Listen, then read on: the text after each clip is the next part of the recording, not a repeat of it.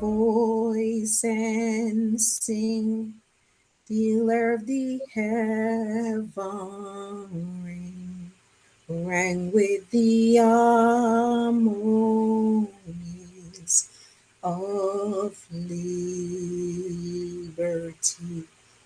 Let our rejoicing rise high as the listening skies. Let it resound loud as the rolling sea. Sang a song full of the faith that the dark past has taught us. Wow, what a great song. Good job. Okay, do you know we have something in common with that great singer, James Johnson, Weldon Johnson? We do, don't we? Yes, we do. His maternal great-grandmother, Hester Ogle, her and her three children, including her husband's, left Haiti. They wanted to go to Cuba and they end up in Bahamas. So therefore, she has the Haitian roots on him. No wonder I always like him. Yeah, that's some Haitian history for us. Definitely. So there is more we need to learn. So much more. Right. So here's Florida Representative Joseph giving us more Haitian history. I rise. Dottie Joseph, proudly represent Florida House District 108, which has the largest concentration of Haitians in the entire state, to recognize Haitian Heritage Month, during which we celebrate the history and contributions of the Haitian diaspora across the state and throughout the entire world. So, let me tell you some things you may not know. Haitians have played an inextricable role in this nation's history as well as the world. You probably know about Fuji's Wyclef Jean and the reigning champion of the US Open, the Australian Open, Naomi Osaka, and award-winning actors, singers, NFL players, Nobel Prize winners. But you may not know about Baptiste Point DuSable, who founded the city of Chicago, prolific authors like Edridge Dunsicat, a friend of mine, and civil rights activist W.E.B. Du Bois, one of the co-founders of the NAACP, two current sitting attorneys generals, my friends Carl Gassin in Washington, D.C., and Kwame Raoul in Illinois. And you may not have known that Haitian soldiers helped fight in this country's Revolutionary War in the Battle of Savannah in Georgia. And it was Haiti's defeat of Napoleon's army that prompted the Louisiana Purchase, which doubled the size of these United States. As we celebrate the only country in the world born of a successful slave revolt, let me point out that as the first independent nation in Latin America and the Caribbean, through Simon Bolivar, Haiti helped help countless countries in Central and South America liberate themselves from colonialism. Haitians are the second largest immigrant group in the entire state of Florida and are a very active voting bloc. So, to the Haitian community, I want the Florida legislature to give you a shout out, and I will say, Sac passe. Wow, that was very, very informative. Definitely. This is Unveiling the Inspiring History and Beauty of Ayiti, an Unbreakable Revolutionary Spirit. This is also Teaching Haitian Culture and History to Empower All Students. Hello, I'm Mackeral Etienne. I'm Sonise, and I'm Sonise Benedict.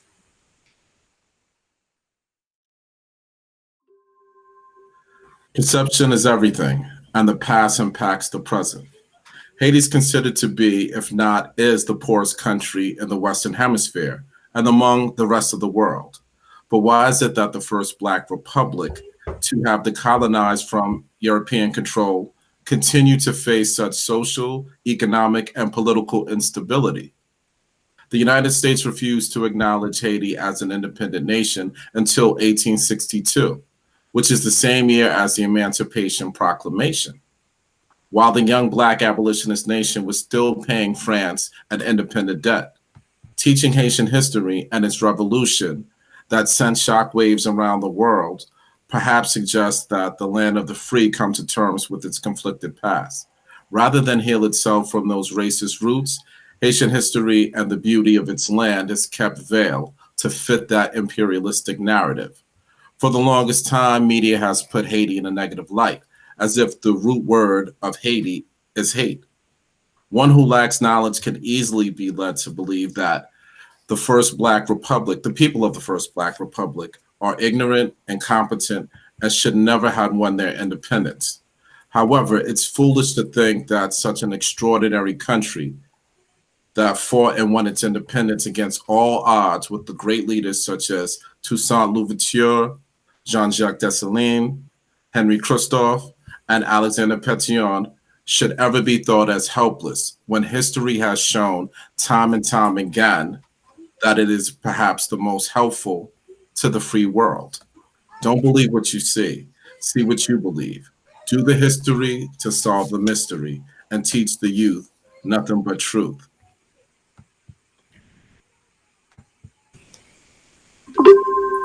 The conditions and prospects of Haiti. The Haitians on this auspicious day of January 1st, 1804, declared themselves a free independent nation. Nothing can ever induce them to recede from this declaration. They know too well by their past misfortunes, by their wounds, which they are bleeding, that security can be expected only from within themselves. Rather, they would devote themselves to death than return to their former condition. John Rushworm, Freedom's Journal. Name a better fought revolution, a more successful slave revolt, or an event that strengthens our sense of history, unity, and direction. The United States, for a period of nearly 60 years, did not acknowledge Haiti as an independent state and refused to trade with the formerly enslaved country. You see, many petitions were signed by Americans in defense of accepting Haiti as a sovereign nation and brought these moral forms of support, or let's say forms of moral support, to Congress only for them to be rejected. Clearly, the Haitian Revolution shocked the world and shook slave owners from around the world to the core. That self-determination of Black people put fear in the hearts of white supremacy. The colonization of the Americas. Haiti is the first Black republic of the Western Hemisphere and second to decolonize in the Americas following the United States. Hence, Haitian soldiers fought in the American Revolution in 1779. That was the Battle of Savannah, as they helped the patriots of those 13 original colonies free itself from British rule, and then later won their own independence to go on to inspire other nations, as you can see on that chart, to fight for their freedom. No matter how far or near, Haiti was always there with that revolutionary spirit. Wow, look at that timeline. The timeline is really nice. So we cannot talk about Haiti without Christopher Columbus. So in December 1492, that's when Christopher Columbus first set foot in Haiti, which he called it Hispaniola. It means little Spain. So in French, in Creole, you say Petite Espagne. So he discovered there in Haiti, and that's when Haiti became Haiti. So Haiti was Haiti in 1697. That's Christopher Columbus, set his foot in Haiti, and then Haiti had so many flags, but the flag of Haiti, it's so beautiful. So the flags is a bicolor. It's horizontal flag of blue and red with the white rectangle in the center featuring a coat of arms. So like this, the coat of arms. The coat of arms includes a hilltop, weaponry, and a palm tree. A wild ribbon on the hillside states say unity is strength, union fait la force. So we cannot talk about Haiti without talking about Toussaint Louverture. So Toussaint Louverture in 1801, Toussaint Louverture was a former black slave, a guerrilla leader, become a governor of general in the whole island. So that takes a brave man to say, you know what, I'm going to be governor for an island who was occupied by the French. So not only we have leader like Toussaint Louverture, the French we say, we have person like the man like General Jean-Jacques Dessalines. So that's when Haiti say on January 1st, 1804, the former slave General Jean-Jacques Dessalines chased the European out of the island and proclaimed himself Emperor Jacques the First. So Haiti is the first black republic in the world and the first country in the Western Hemisphere to have abolished slave completely. Wow. So Haiti has so much great thing. We cannot talk about to Haiti about talk about the hero. So when we're speaking of hero, everybody knows Chicago, like Miss Joseph had mentioned on the video. So when we talk about, we cannot mention Chicago without talking about Jean-Baptiste DuSable. He's the founding father of Chicago. So he was born around 1745, and he said, what, I'm going to explore. So he explored, ended up in Chicago. So he found Chicago. So what do you think, Brother Mackeral? I think that's amazing. I don't think that many people know that, but thanks to you and thanks to Representative Joseph, that the information is out. So I appreciate that. But if we're going to talk about Chicago, let's talk about some more land here in the States in which Haiti basically gave to this country, such as the Louisiana Purchase. Now, you know that territory covers maybe 11 to 15 states, something like that. So remove the slave revolt, and which ultimately became the Haitian Revolution, from the equation, and there is no Louisiana Purchase.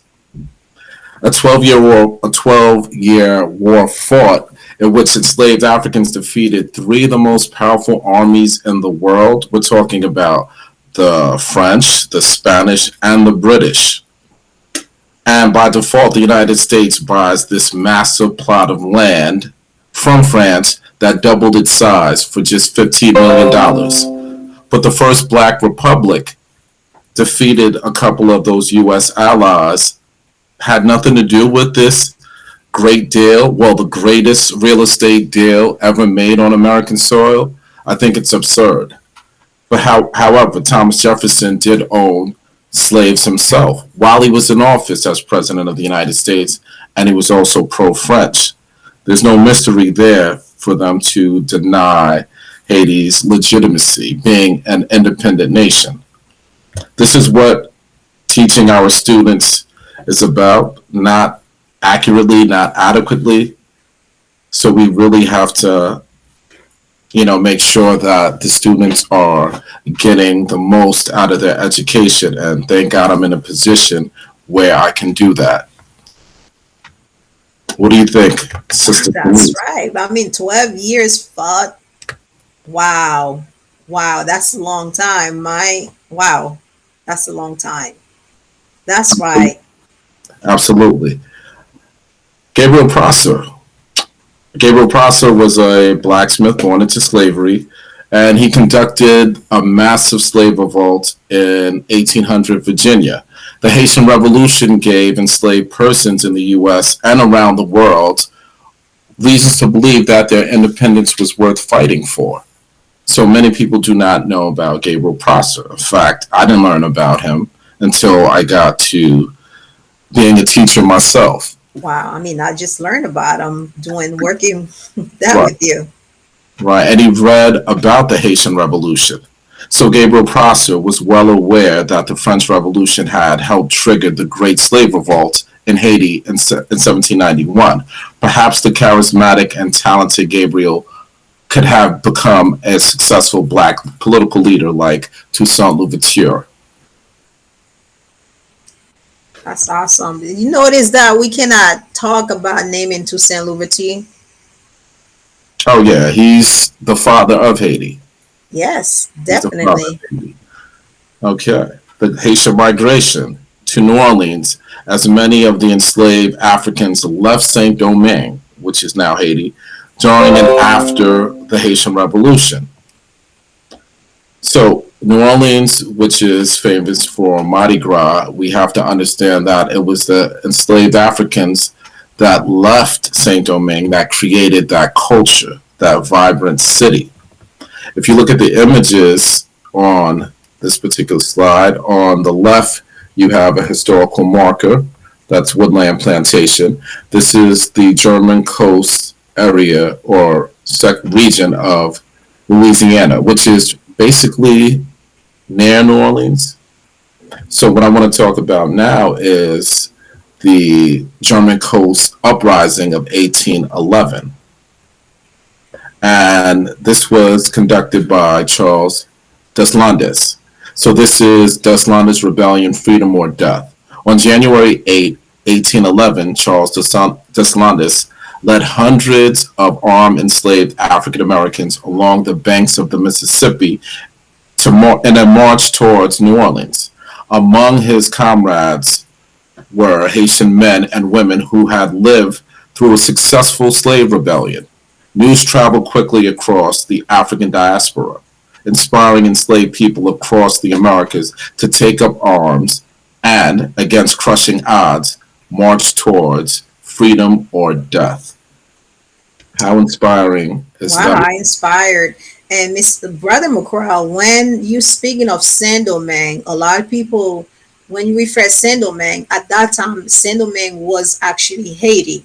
So just to clear for those of you, when you talk about Saint Domingue, it's not the Saint Domingue. That Saint Domingue really represent actually Haiti.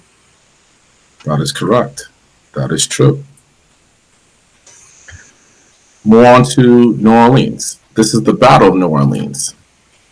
From the American Revolution to the War of 1812, Sister Sonise, it was Haitian soldiers that helped the United States to defeat the British twice. Not one, twice. Twice, right. General Andrew Jackson was extremely impressed with Haitian troops in combat, but he was conflicted as he was a slave owner himself. So now I want to talk about Joseph Savary.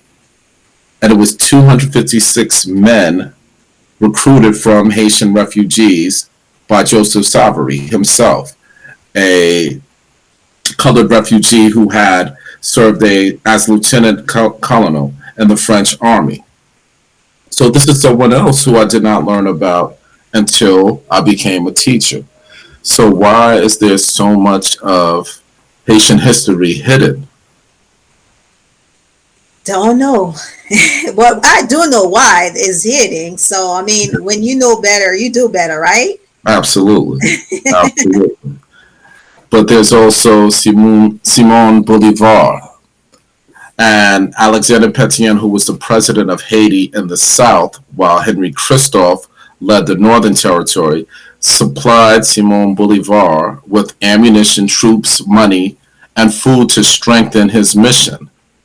So he went on to freeing several Latin American countries, such as Venezuela, Colombia, Ecuador, Bolivia, even Panama, which is in Central America, and also Peru. Can't forget Peru. So from enslaved Africans in Saint Domingue to Haitian soldiers, they fought alongside Simon Bolivar and his army to helping freeing many of these Latin American countries. Should I not let it be known to later generations that Alexander Petion is the true liberator of my country, Simon Bolivar. Definitely. I mean, and again, from a slave of African, Saint-Domingue. Saint-Domingue, again, is in Haiti. So look at all this other country they actually helped. I'm wondering, do they have a monument on their country Oh, for yes, they Simon do. Bolivar? Well, they have monuments of Alexander Petion and Colombia. I want to say Venezuela as well.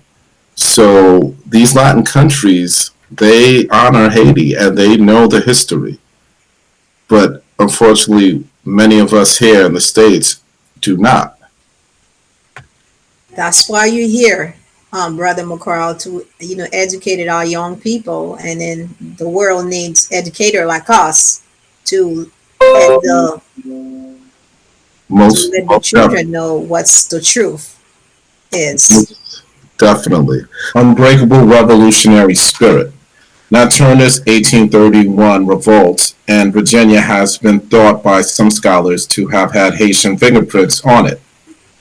Now, here's someone I didn't learn about once again until I got to college. So a little before I became a teacher, but still, not during my days in grade school. So this is an amazing story because he did conduct the most successful slave revolt on American soil. But he also read about the Haitian Revolution, Nat Turner, that is. The Haitian Revolution, you can see, inspired many African Americans, especially in the antebellum South. But then again, it did inspire black and white abolitionists throughout the North. Though his movement was suppressed, he will always be regarded as one of the greatest visionaries to, fight for freedom. So that's Nat Turner for you, who was also inspired by the Haitian Revolution. That's really interesting. All my life growing up, all you hear negative about Nat Turner's. It's good to hear positive aspect of him. So, yes, that's very informative, Brother Mackeral. Okay, and like Nat Turner, there was John Brown. So this is John Brown from Haitian Revolution to the raid on Harper's Ferry. Brown had studied the Haitian Revolution in advance of the raid. Flags were flown at half-mast in Haiti when Brown was executed, and to this day, John Brown Avenue is one of the main thoroughfares in the Haitian capital of Port-au-Prince. Again, another person in American history that was inspired by Haitian history and which I didn't learn about in grade school. John Brown was an extreme abolitionist as that. So you can see he did study the Haitian Revolution, and his raid on Harper's Ferry was actually in 1859. So these great men, Nat Turner, John Brown, definitely had something in common like we do, and that's that revolutionary spirit. And I know you don't want to talk about how he died, so including his son. That's another topic for another day. Right. We're not extreme, but yes. We're inspired. We're inspired. Not extreme, but inspired. Yes. Yeah. So his connection to the first Black Republic definitely led to that raid on Harper's Ferry. Wow. Nice. And another great person in history that was inspired by the Haitian Revolution is Frederick Douglass. Frederick Douglass had always regarded Haiti as a rich country and the one location in which every free man or slave that can escape, the bondage of slavery, go to Haiti. And I want to read this out. We should not forget that the freedom you and I enjoy today is largely due to the brave stand taken by the Black sons of Haiti 90 years ago, striking for their freedom. They struck for the freedom of every Black man in the world. So that was Frederick Douglass, who later became the U.S. ambassador to Haiti. He actually lived in Haiti for 3 years with his second wife. He got remarried after his first wife died. So he left. He was living in Haiti for 3 years. Yes. Right. And that's something that we don't learn about. So thank God we're being able to share this knowledge with each other and with our students, of course. Of course. Freedom is nothing to play with. French revolutionaries were forced to crumple up the Declaration of the Rights of Man and of Citizens and shove it in their pockets in shame when confronted with the challenge from Saint-Domingue.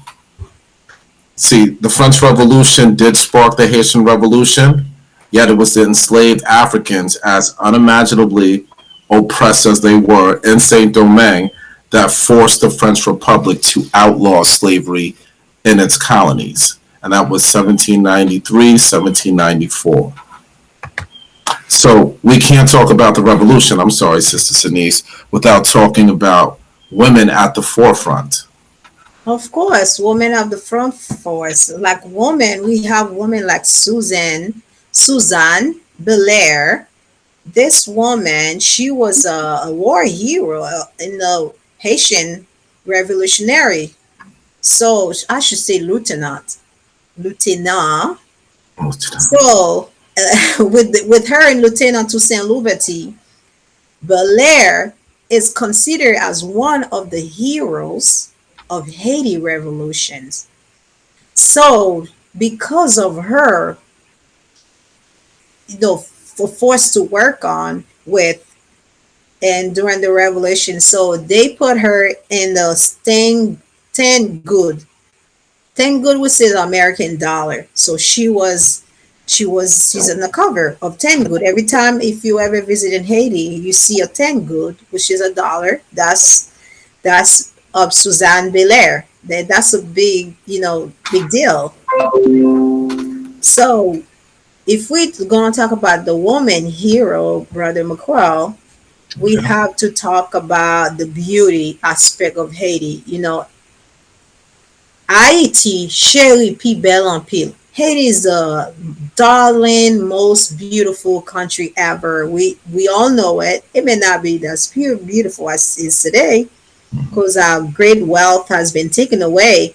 But if you just get married, or you want to go on your honeymoon, or you want to visit, you want to take your wife to Haiti, there are beautiful places you can go in the water, like crystal blue. You don't need to go Hawaii. If you go to Haiti, it'll be cheaper. So I will suggest you to go to Haiti. If you do visit Haiti, Brother Mackeral, you should visit a Caribbean island on the Haiti called Ile à Vache. Ile à Vache is in Old Cap, Haiti, and it's about 6.5 miles off the coast of Peninsula. So it's in Old Cap. You should visit. It's just beautiful. It's a beautiful island. And other places, you want to know other places you can visit in Haiti? Please tell. Okay, you can visit what they call in Creole La Tortue. La Tortue in English, the Turtle Island. Turtle Island. So is Haiti's is a Caribbean island that form part of Haiti at the northwest coast of Hispaniola. Like I told you earlier, Hispaniola means Little Spain. So when you think of Spain, you can think beautiful. There's no way we would name Haiti Little Spain if it didn't carry the name. Can I interject? Yeah, sure. My family's from Port-au-Paix. No way. See? Yes, ma'am. Yes, it's in Port-au-Paix. So have you visited there? I did. I actually met my wife in Port-au-Paix. So oh wow. We return and we have to visit Tortuga Island. Wow. So that's in northwest Haiti. I believe my family from the northwest of Haiti too. Okay. Like Bombado Police. And then they've arrived a small island called Jean-Marc platform. Nobody knows. Those things is not even on the map. So and then I believe in the map probably say Mont Noir, but anyway, that's another conversation for another day.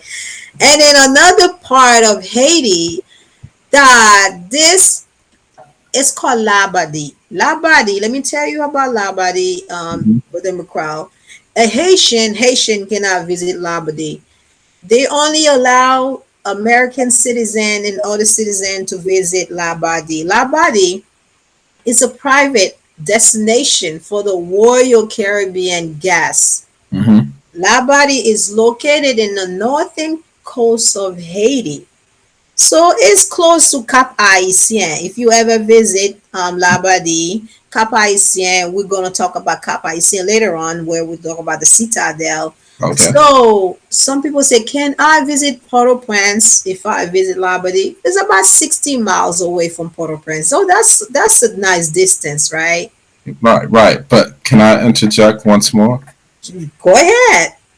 I haven't visited Labadee, but my son's godmother did because she took the cruise ship Royal Caribbean and came back with a shirt that said or read Labadee.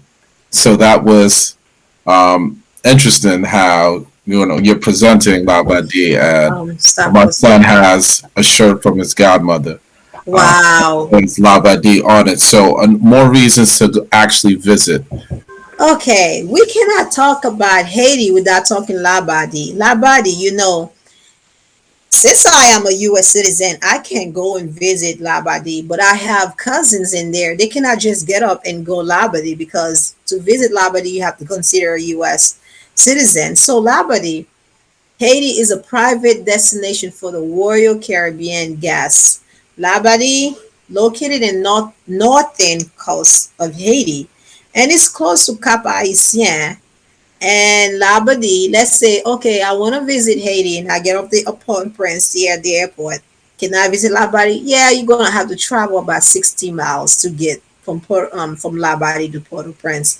Do you wanna have you visit Labadie? Absolutely. But what's interesting is that my son's godmother did visit Labadee because she took the Royal Caribbean cruise ship and was able to return with a T-shirt for her godson, my son, that says Labadee on it. So we're definitely going to visit. Yes, I will. Maybe I'll take my family there one day. So the good thing about Labadie it does bring, employment for the Haiti. They do employ about 300 local people to work there, I guess, because of Yeah, the tourism that come in there. So that's a positive thing about it. So they bring revenue into the country, even though absolutely. the people in there cannot visit there. So all right, so let's talk about Le Palais Sans Souci in Haiti. So this palace of Haiti is about 365 doors. Can you imagine that visiting a palais that have 365 doors? And this palace was built for Henri the First, Henri Christophe, and it was built around 1813. So this palais, if you, I never visit there, but I would love to visit there. 365 doors. Mhm. So if you're looking at the Palais Sans Souci, and the bad thing about it, Brother Mackeral, there was an earthquake 1842. It was destroyed and considered part of the palace, devastated. It was by El Cap-Haïtien. So the bad thing about the palace, Le Palais de Sanssouci, was never rebuilt. So the palace, how do we get that name Palais Sanssouci? So the palace share its name with another Haitian revolutionary that someday we may talk about it. Colonel Jean-Baptiste Sanssouci. That's how they got the name. Hmm. That's pretty impressive. They actually named the palais after one of the general. He has to be somebody really impressive to say, you know what, let's name that palais after his name.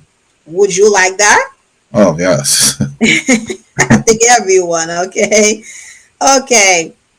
So if we go a little bit more about the palace meeting, so the meeting sans souci means no worry, without worries, carefree. So the palais sans souci symbolize a place for relaxation rather than sit in power of power. I guess after Toussaint Louverture and all Jean-Jacques Dessalines fight, and they go on a place where they can relax. Everybody need a place to relax, right? Mm-hmm. Mm-hmm. Oh, we all Everybody. need a vacation, right? A vacation. Right. So not only we have Palais, we have Citadel. The Citadel also know that the eighth wonder of the world. So this began in 1804. This is about, Mhm. around our independence, right? 1804. Right. It takes, how long it took to build? I want to say, is it 17 years? No, about it took 13 years. 13, And then 13. is how many? About 200,000 former slave that take to build it. Wow. 13 years, about 200,000 former slave. That's And I wow. believe I believe it's the only fortress in the Western Hemisphere. Wow. I believe that's true. Yeah, I believe that's true. But if you were to visit it, Okay. and you cannot just walk to it like that, it takes No. about 2 hours, and not by foot, Brother McCraw. You have to ride a mule or a donkey, right? A To get mule or donkey, of yeah. course. Right. Can you It's imagine you two walking? speed. Oh Yes. yeah. That's definitely wow, beautiful. Citadelle Laferrière. Yeah, okay. So, so when you talk about Citadelle, Citadelle named his son Jacques Victor Henri as an heir. Wow, given the title of Prince Royal of Haiti. So, Christopher, do you know how many chateau palace that Christopher built? No. He built about six chateaux, which is palais, eight No. palaces, and a massive citadel, which where you could see, we'll see on the slide where it's located on a mountain near Milo. So eight palaces, about Christophe six chateaux. okay. Christophe was Haiti's only king, correct? Yeah, only king. Yes, I Only. wonder if we related to him. Sometime wonder. Okay, so Sanssouci, the fortress Citadel, they both built by Christopher. Remember, I told you that he had eight palaces and six chateaux, which is chateaus like a big mansion house. Okay. So he had money. You can't not have money not to have all this building, all this, that's impossible. So like I mentioned, so both built by Henri Christophe, and now it's named by National History Park. So it's a heritage site in 1982. Hmm. This is beautiful. One day I will take my family and visit to honor the riches and beauty that Haiti has today. And this is something that we want our children and great grandchildren to see where we come from, right, Brother McCraw? Oh, definitely, and also to share with our students Of course, of course. as And we well. cannot talk about the Citadel without the fantastic view on the tree side, that tumble green peaks and the North Cap Haitien. Brother McCraw, do you know the World War II? Do you know anything about the World War II with the Tuskegee fighters? Do you know anything about it? I know that several of them were actually Haitian. That's right. Among those fighters, there are actually five of them, but we only can name three right now: Raymond Passagnol, Alice Pasquet, and Philippe Celeste. So basically, the U.S. government needed the Haitian to organize a patrol of the Caribbean Sea of the World War II. So they gave the Haitian six airplanes. So this airplane, what did they do? They carry bombs, and they so they can attack Germany. So These men were resilient, they were strong. People like Alice Pasquet, who were born November 14, 1999. So, and he was a soccer star in the political revolutionary. And so I mean, you love what you do. Sometimes you end up killed by it, but he was killed in a coup attempt against Haitian President Francois Duvalier, which I believe they call Papa Dog. Isn't that him? Papa Doc. Yeah, Papa Dog Duvalier. And then we Papa Doc. also Value. Duvalier. That's right, isn't it? Okay, so and then we also have Cassonol. Cassonol is he actually still living, I believe. He's the last remaining Haitian with the silver wings and the Stoski, Mhm. and he first returned to Haiti in 1986, and now he visit the island regularly. So and by in 2000, and he went to visit the site to see where he started. And when I was doing my research, when I was reading about this man, Brother Mackeral, so these men, they had a culture shocker. First they didn't know the language, and when they come to the country, they see that the segregations. They were like, "Whoa, what is going on?" And the more I researched about them, and I learned that when they after the World War II was over, and then there were six African American left and went to live in Haiti with them. Did you know that? No, I did not. And it Yes. just goes back to when enslaved Africans here in America or on American soil, if they could escape, they would always be able to have a home in Haiti. Haiti embraced everyone to live there. That's right. Even Who would not when want to we, do that to escape slavery? Who right, would not want to do first that? came the first Black Republic, right. That's right. That's why. That's why they call it La Belle des Antilles, the prettiest, island, right? Oh, yeah. Okay, so W.E.B. Du Bois, the Pan Africanist and scholar. In W.E.B.'s first major composition, his 1896 doctoral dissertation, The Suppression of the Atlantic Slave Trade, he placed his emphasis on the Haitian Revolution and its impact on slavery and the slave trade, stating, the role which the great Negro, Toussaint Louverture, played in the history of the United States has seldom been fully appreciated. It was also W.E.B. Du Bois' parents that migrated from Haiti to the United States, of course, giving birth to the world-renowned scholar who fought so long against colonialism and inspired the Black consciousness towards activism, just like those who fought for independence and drove the French out of Saint Domingue. which is Haiti. Haiti. Absolutely, absolutely. And just like those great enslaved Africans who became free, W.E.B. Du Bois had that revolutionary spirit. We mustn't forget that unity makes strength. That's right. Union fait la force. Peace. Peace. Well, I've always bring back such enormous inspiration in the midst of a rainy season that's about to come to start in Haiti, in the midst of an earthquake, a devastating earthquake, in the midst of a destabilization of his government and the overthrow of his first democratically elected president, first nearly 20 years ago, and then once again elected in 1998 and overthrown once again. So I excuse me, 2000 and overthrown once again.